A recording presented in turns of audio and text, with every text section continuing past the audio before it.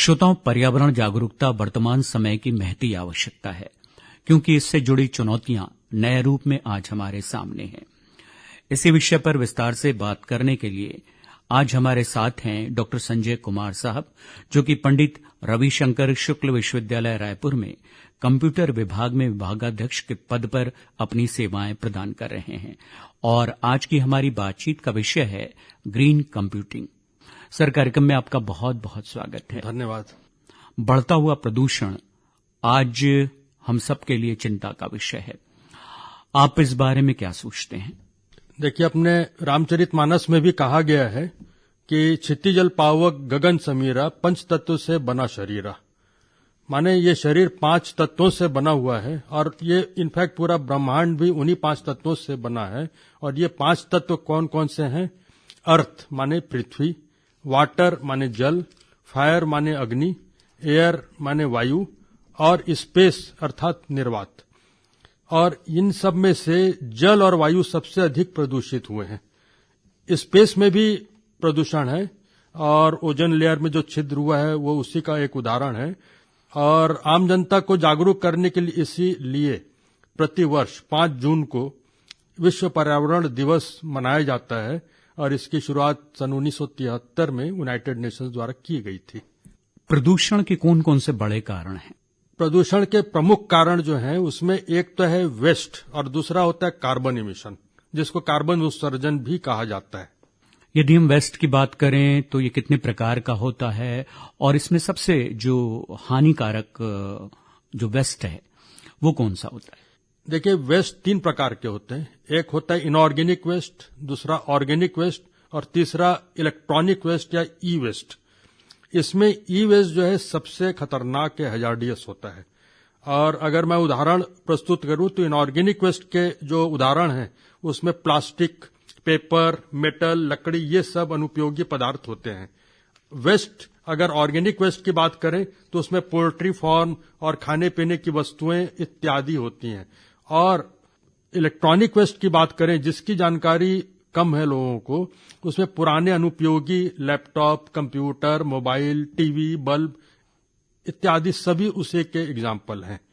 और electronic waste में चूंकि लेड, मरकरी, कैडमियम इत्यादि जहरीले पदार्थ होते हैं जो कि कैंसर ऐसी बीमारी का खतरा उत्पन्न करते हैं, इसलिए इलेक्ट्रॉनिक वेस्ट सबसे ज्यादा डेंजरस होता है। यदि हम भारत की बात करें तो भारत में ई वेस्ट कितना उत्पन्न होता है और विश्व में हमारी क्या स्थिति है? भारत में लगभग 4 मिलियन टन ई वेस्ट प्रति वर्ष उत्पन्न होता है और विश्व में अमेरिका और चाइना के बाद से हम लोग तीसरे स्थान पर हैं। और आने वाले 10 वर्षों में तो भारत का ये ई वेस्ट का उत्पादन 18 गुना होने की संभावना है। देखिए, हम लोग कोई भी कार्यक्रम आयोजित करते हैं, शादी वगैरह का रिसेप्शन होता है, सेमिनार कॉन्फ्रेंस होता है, या कोई संस्था होती है, कोई ऑफिस होता है, ऑर्गेनाइजेशन होता है, या हम लोग इंडिविजुअली अपने आप में भी सभी लोग कुछ न कुछ इस प्रकार का जो है हजार्डियस गैसेस को उत्सर्जित करते हैं। और उसमें 6 प्रकार की हजार्डियस गैसेस होती हैं और उसमें कार्बन डाइऑक्साइड सबसे प्रमुख है। इन 6 गैसेस के कॉम्बिनेशन को ग्रीन हाउस गैस कहा जाता है। और चूंकि कार्बन डाइऑक्साइड प्रमुख है इसलिए इसको शॉर्ट में कार्बन एमिशन भी कहा जाता है। और यही एक बड़ा कार्बन एमिशन ही एक बड़ा कारण है ओजोन लेयर में छिद्र होने का, जिससे सूर्य की घातक अल्ट्रावायलेट रेज वे जमीन तक आ जाती हैं और हम लोगों को नुकसान पहुंचाती हैं। और इसे मापा कैसे जाता है कार्बन एमिशन को?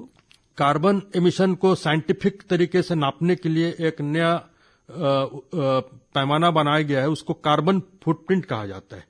कार्बन फुटप्रिंट क्या है कि कोई भी संस्था या कोई भी व्यक्ति विशेष एक वर्ष में कितने किलोग्राम कार्बन डाइऑक्साइड उत्पन्न करता है या उत्सर्जित करता है, उसको कार्बन फुटप्रिंट कहा जाता है। जी, आज हम ग्रीन कंप्यूटिंग का भी नाम सुन रहे हैं।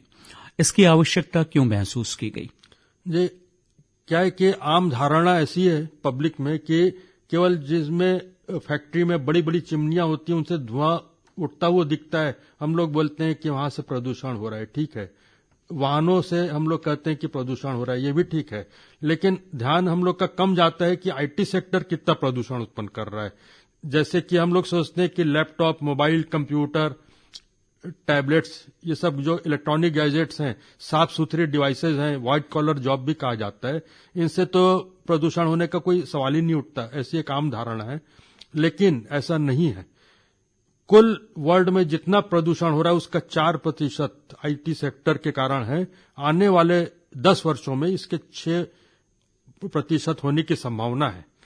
तो यही सब जो आईटी डिवाइसेस के कारण प्रदूषण है और उससे जो बचने के लिए ग्रीन कंप्यूटिंग की अवधारणा उत्पन्न की गई है, माने कि environmentally responsible use of these devices is called green computing. जी, यदि हम आमतौर पर देखें तो आईटी डिवाइसेस से कोई धुआं उठता हुआ नहीं दिखाई देता है, तो इसमें प्रदूषण किस प्रकार से होता है? क्या है कि हम लोग जानते हैं कि हम लोग के लैपटॉप, मोबाइल को भी चार्ज करने की आवश्यकता पड़ती है। उनकी बैटरी को चार्ज करने के लिए इलेक्ट्रिसिटी की जरूरत होती है। ये इलेक्ट्रिसिटी जनरेट कहाँ होती है? जहां पे कोल को बर्न करके इलेक्ट्रिसिटी बनाई जाती है और फिर स्टेप अप ट्रांसफार्मर से उसको ट्रांसमिट किया जाता है। स्टेप डाउन ट्रांसफार्मर से उसको स्टेप डाउन करके, माने कम वोल्टेज पे लाके उसको घरों तक पहुंचाया जाता है। यदि हम लैपटॉप या मोबाइल की बात करें, जैसे आप कह रहे हैं कि इससे बहुत ज्यादा प्रदूषण उत्पन्न हो रहा है, तो क्या इसे मापने का कोई तरीका है? जी, इसको नापने के लिए गवर्नमेंट ऑफ इंडिया की बॉडी है सेंट्रल इलेक्ट्रिसिटी अथॉरिटी, CEA इसको शॉर्ट में कहा जाता है। वो हर वर्ष एमिशन फैक्टर देती है। फॉर एग्जाम्पल, अगर 0.85 मान लीजिए कि एमिशन फैक्टर है और हम लोग एक 60 वाट का जो बल्ब होता है घर में उसकी बात करें, तो 60 वाट के बल्ब को अगर हम लोग किलोवाट में कन्वर्ट करें 1000 से डिवाइड करके, और 1 आवर जो हम लोग के यहाँ घर की बिजली होती है वो किलोवाट आवर यूनिट के हिसाब से होती है, तो 60 बाई 1000 इंटू 1 आवर करें और उसमें से एमिशन फैक्टर का सिंपली मल्टीप्लाई कर दें 0.85, बहुत आसान है। तो जो भी संख्या आएगी, इस केस में 0.051 आएगा, इतनी केजी 1 घंटे में उत्पन्न होती है। मतलब यहां पर हम लोग के एग्जाम्पल में 51 ग्राम कार्बन डाइऑक्साइड 60 वाट का बल्ब जलाने से 1 घंटे में उत्पन्न होती है। जी, आज हम कंप्यूटर पर बहुत देर तक रहते हैं, गेम खेलते हैं, पिक्चर देखते हैं, तो क्या इससे भी प्रदूषण हो सकता है? जी, गेम खेलें या पिक्चर देखें, ये सभी में इलेक्ट्रिकल एनर्जी का व्यय होता है, इलेक्ट्रिकल एनर्जी की जरूरत पड़ती है। और ultimately source of electrical energy क्या है? तो जैसा मैंने बताया, जनरेटिंग स्टेशन पर कोल बर्न करके ही है। तो आखिर उसके लिए कोयला जलाना पड़ रहा है और वहां से जो कोयला जल रहा है उसके कारण प्रदूषण होता है। जी, इससे बचने के क्या उपाय हो सकते हैं? इससे बचने के लिए हम लोग को ग्रीन कंप्यूटिंग, जो एक नया शब्द आया है, ग्रीन कंप्यूटिंग के माध्यम से आईटी सेक्टर से होने वाले जो प्रदूषण है उनसे बचा जा सकता है। एग्जाम्पल के लिए मैं बताऊं कि कलरफुल स्क्रीन जो होता है, जो कि देखने में सुंदर दिखता है, उससे हम लोग को बचना चाहिए। स्क्रीन की ब्राइटनेस कम रखनी चाहिए, वैसे भी ये आंखों के लिए भी अच्छा ही है। ब्लैक स्क्रीन का यूज करना चाहिए क्योंकि ये कम वाटेज लेता है। वेबसाइट को अननेसेसरली बिना काम की आदत होती है कि लोग ओपन करके छोड़ देते हैं, वैसा नहीं करना चाहिए। अगर 15 मिनट से अधिक काम न करना हो तो मॉनिटर को ऑफ कर देना चाहिए, क्योंकि मॉनिटर में बहुत पावर, इलेक्ट्रिकल पावर लगता है। 1 घंटा से अधिक काम न करना हो तो कंप्यूटर को ही ऑफ कर देना चाहिए। और मान लीजिए कि 3 या 4 दिनों तक हम लोग को कंप्यूटर या मान लीजिए टीवी है घर में, उसको उस पर कोई काम नहीं करना है, तो उसका सीधे प्लग निकाल देना चाहिए। कारण यह है कि प्लग लगा होने से कंप्यूटर ऑन होने पर भी थोड़ी सी इलेक्ट्रिसिटी एनर्जी उसमें बनी रहती है। इसको फैंटम लोड कहा जाता है। और आश्चर्य होगा सुन के आपको कि टोटल जो बिल आता है घरों में या पूरे इलेक्ट्रिकल एनर्जी का कंजम्पशन है, उसका 10% वो फैंटम लोड ही होता है। तो और इसके अलावा अगर कंप्यूटर, लैपटॉप वगैरह को आप काम कर रहे हैं, कोई प्रेजेंटेशन दे रहे हैं, बीच में मान लीजिए 15 मिनट का ब्रेक हुआ, तो अच्छा होगा कि स्लीप या हाइबरनेट मोड में उसको डाल दें। ये स्लीप और हाइबरनेट के बीच क्या फर्क होता है?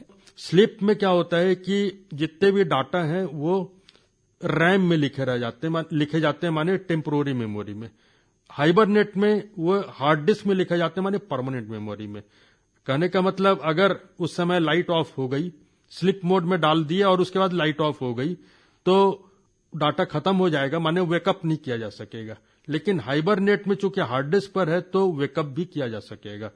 लेकिन यही है कि स्लीप मोड से वेकअप जल्दी हो जाता है और हाइबरनेट से वेकअप होने में कुछ समय लगता है। स्लीप मोड में जैसे मैंने बताया थोड़ा सा इलेक्ट्रिकल पावर वो लेते ही रहता है, हाइबरनेट में वो टोटली 0 पावर लेता है। ग्रीन कंप्यूटिंग को कैसे प्राप्त किया जा सकता है? ग्रीन कंप्यूटिंग को 2 तरह से अचीव किया जा सकता है। पहला तो है बाय प्रैक्टिस, और प्रैक्टिस के बारे में मैंने आपको पहले उदाहरण दिया है कि किस प्रकार से कलरफुल स्क्रीन का यूज नहीं करना चाहिए, स्लीप हाइबरनेट मोड का यूज करना चाहिए इत्यादि। और दूसरा है बाय टेक्नोलॉजी। तो टेक्नोलॉजी में जहां तक सवाल है तो वह शुरू से रिसर्च एंड डेवलपमेंट हो रहा है।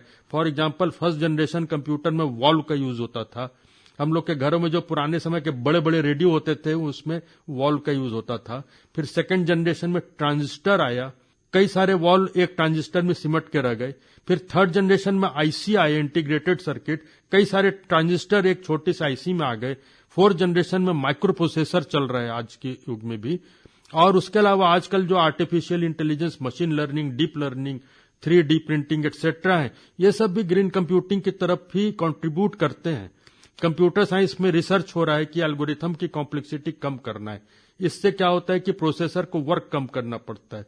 वर्क अगर कम करना है तो इलेक्ट्रिकल एनर्जी कम लगेगी, तो कोल कम बर्न करना पड़ेगा।